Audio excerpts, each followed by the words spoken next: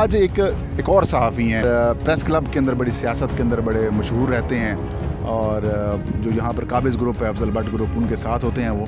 آج انہوں نے بھی شاید طیب بلوچ بننے کی کوشش کی، اور ایک بڑا برا فنومینا اس وقت اسلام آباد اور پاکستان کے جرنلزم کے اندر آ چکا ہے کہ آؤٹ پٹانگ قسم کا سوال کرو، مشہور ہو جاؤ. تو پی ٹی آئی کے وکیل اور جو عمران خان صاحب کے ساتھ جو سیکیورٹی والے تھے، انہوں نے اسے سائڈ پہ کہتے کہ سوال ہو گیا، اور کچھ صحافیوں نے بھی کہا کہ بھئی ایک دفعہ سوال ہو گیا، کہتے میں نے سنا نہیں ہے. انہوں نے کہا تیرا الرحمن الرحیم. السلام علیکم. اس وقت میں فہیم اختر بھائی کے ساتھ موجود ہوں. آپ الیکشن کمیشن کی بیٹ کرتے ہیں 92 کے لیے، اور آج عمران خان صاحب الیکشن کمیشن میں پیش ہوئے.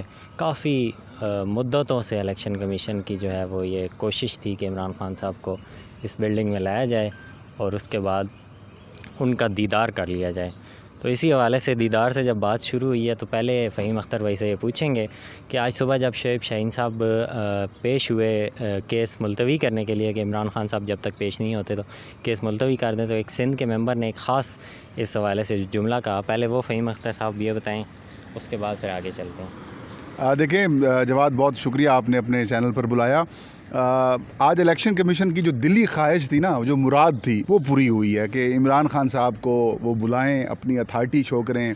وہ عمران خان جو مسلسل الیکشن کمیشن کے اوپر تنقید کیا کرتے تھے، اور ان کی جو تنقید تھی وہ بڑی میرٹ کے اوپر ہوا کرتی تھی، لیکن الیکشن کمیشن نے کہا نہیں، آپ نے جو تنقید کی ہے نا، یہ تنقید نہیں ہے، یہ بنیادی طور پر آپ ہماری توہین کر رہے ہیں. تو بہرحال آج خان صاحب پیش ہوئے ہیں، لیکن جب پہلی پیشی ہوئی، یعنی کہ جو 10 بجے سماعت شروع ہوئی، اس کیس کے اندر کال ہوئی کہ عمران خان، فواد چودھری اور اسد عمر، جو کنٹیمپٹ کیس ہے، اس کے اندر پیش ہوں. تو فواد چودھری خود پیش ہوئے، انہوں نے معافی مانگ لی. ان کے بھائی فیصل چودھری نے یقین دہانی کرائی کہ ہم تحریری طور پر بھی معافی نامہ جمع کرا دیں گے. اسد عمر کے وکیل کی طرف سے استثناء کی درخواست آئی، اسے بھی ایکسیپٹ کر لیا گیا، اور عمران خان صاحب کی طرف سے شعیب شاہین صاحب پیش ہوئے. شعیب شاہین صاحب نے کہا کہ عمران خان صاحب اس وقت اسلام آباد ہائی کورٹ میں ہیں، وہ وہاں پر موجود ہیں، اور میں یہاں پر اس لیے آیا ہوں کیونکہ میں کونسل ہوں. اگر آپ مہربانی کر لیں، ہماری حاضری لگا لیں اور ڈیٹ دے دیں، جو ادھر ڈیٹ آپ نے دی ہے، تو کام چل جائے گا. نہیں تو پھر عمران خان صاحب جب ادھر سے فری ہوں گے تو پھر آ جائیں گے. تو الیکشن کمیشن کے جو ممبر ہیں سندھ، نثار درانی، انہوں نے کہا نہیں، ہم ایسے نہیں جو ہے وہ ختم کرتے معاملہ.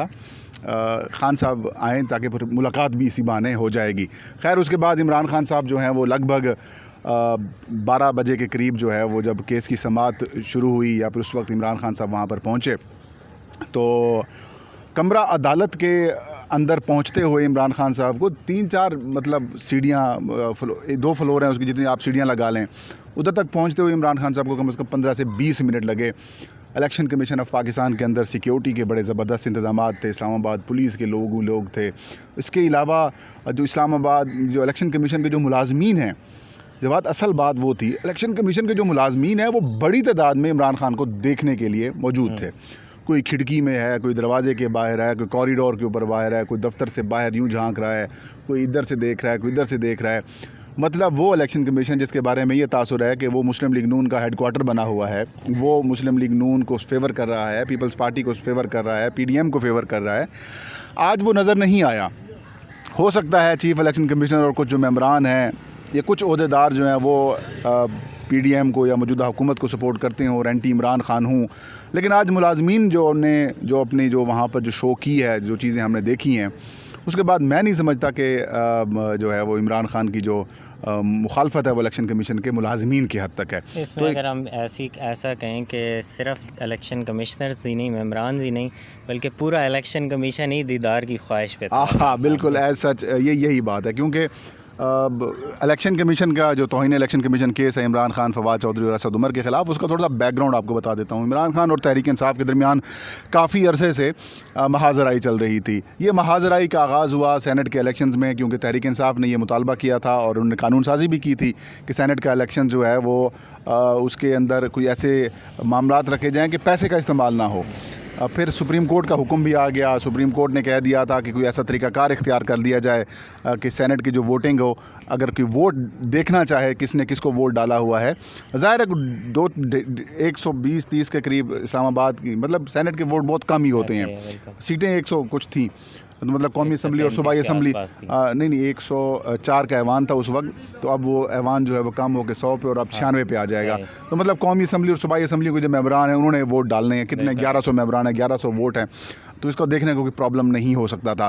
खैर इलेक्शन कमीशन ने इसकी मुखालफत की और ये काम पुराने और रवायती तरीक़ाकार से जो है वो इलेक्शंस कराएंगे। और उसके बाद हमने देखा कि यूसुफ रज़ा गिलानी सेनेट की सीट जो है वो कौमी असम्बली से वो जीत गए, और जो हफीज़ शेख थे वो PTI के उम्मीदवार थे वो हार गए। उसके बाद इमरान खान साहब क्योंकि वज़ीर आज़म थे, इमरान खान साहब ने कहा कौमी असम्बली का अब लगता है एतमाद मेरे ऊपर नहीं रहा, तो इमरान खान ने वहाँ पर एतमाद का वोट हासिल किया। फिर PTI ने कहा कि भाई ओवरसीज़ वोटिंग, आई वोटिंग यानी कि इंटरनेट वोटिंग या फिर इलेक्ट्रॉनिक वोटिंग का इस्तेमाल करें, वहाँ से हालात ख़राब होना शुरू हुए।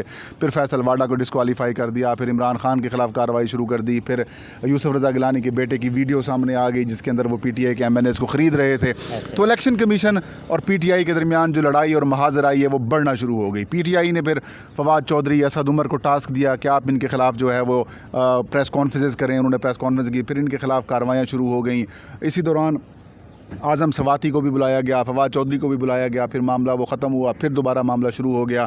तो फिर इमरान खान साहब के ख़िलाफ़ भी काम शुरू कर दिया गया। अब इमरान खान को कई महीनों से बुलाया जा रहा था, इमरान खान साहब नहीं आ रहे थे। आज इमरान खान साहब पेश हुए हैं। इमरान खान साहब कुर्सी के ऊपर बैठे रहे हैं। उन्होंने अपने काला चश्मा जो है वो उन्होंने पहना हुआ था, वेस्ट कोट भी पहनी हुई थी, और बैठे हैं अपने वकीलों के साथ गपशप करते रहे। जब इमरान खान साहब अंदर हुए कमरा अदालत में, मैं भी वहाँ पर मौजूद था, तो इमरान खान साहब ने कहा कि आज तो सारा क्राउड जमा है। हम सब हंस पड़े। मैंने कहा सर हम क्राउड नहीं, हम जर्नलिस्ट हैं। तो खान साहब बैठ गए, फिर अपने वकीलों के साथ उन्होंने मशावरत की। और आज एक बात मैंने देखी कि फवाद चौधरी के जो भाई हैं फैसल चौधरी, वो भी इमरान खान साहब के साथ खड़े थे। इट मीन्स के वो भी जो दबाव का शिकार थे, शायद वो दबाव अब थोड़ा सा कम होगा। वो फैसल चौधरी तो वैसे भी मीडिया में अगर कहीं बैठते हैं प्रोग्राम्स में, तो वो इमरान खान की ही साइड ले रहे हो। ज़ाहिर है वो नहीं जा सकते। चौधरी साहब थोड़े साइड पे हो गए थे। एग्जैक्टली। अच्छा फिर जी मैंने खान साहब से पूछा, मैंने कहा खान साहब आप तो वकील बन गए हैं, आधे वकील तो बन ही गए होंगे आप। खान साहब हंस पड़े, कहता आधा नहीं है, पूरा बन गया हूँ वकील। सही। कहते इतने ज़्यादा इन्होंने केसेस किए हैं, इतने ज़्यादा इन्होंने मेरे ऊपर मुकदमात और पेशियाँ भुगती हैं, अब सब समझ चुका हूँ, सब पता चल चुका, मैं पूरा वकील बन गया हूँ। उसके बाद समात हुई, और समात में एक बार फिर जो है वकील जो PTI की और इमरान खान साहब के शोएब शाहीन थे, उन्होंने कहा कि हमें फ़ाइल नहीं मिली, डॉक्यूमेंट्स नहीं मिले, दस्तावेज़ात नहीं मिली। गुज़श्ता समात के बाद में जब मैं मौजूद मेंबर के पास पहुंचा था, तो उनको हमने यकीन दहानी कराई थी कि इमरान खान साहब अगली समात के ऊपर पेश होंगे, आप उनके वारंट गिरफ़्तारी जारी ना करें। लेकिन उसकी दरख्वास्त को भी रद्द कर दिया गया, हमें फ़ैसला भी नहीं दिया गया, डॉक्यूमेंट्स भी बाकी नहीं दिए गए।